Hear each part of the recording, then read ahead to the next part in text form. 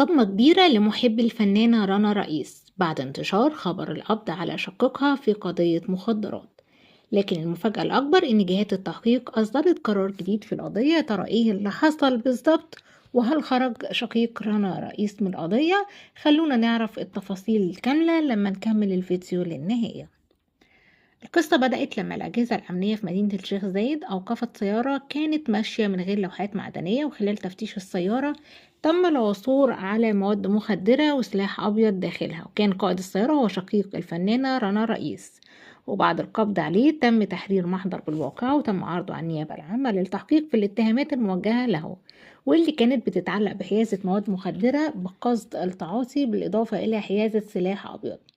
في البداية قررت النيابة حجز لمدة 24 ساعة لحين استكمال التحريات ومعرفة كل تفاصيل الواقعة، لكن بعد استكمال الإجراءات والتحقيقات قررت جهات التحقيق في الشيخ زايد إخلاء سبيل شقيق رنا رئيس بكفالة مالية قدرها 10,000 جنيه، وذلك على ذمة التحقيقات الجارية في القضية.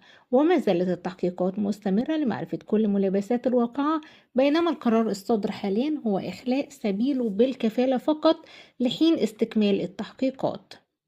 دلوقتي السؤال المهم، ايه رأيكم في الواقعة دي؟ وهل تعتقدوا ان الاخبار دي بتأثر على الفنانين حتى لو كانت تخص افراد من عيلتهم؟ اكتبوا لي رأيكم في الكومنتات.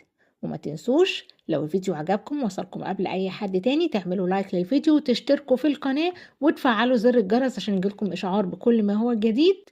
واستنوا اخبار فن ومشاهير مني جديدة اول باول. وكان مصادر الخبر ده هو موقع اليوم السابع.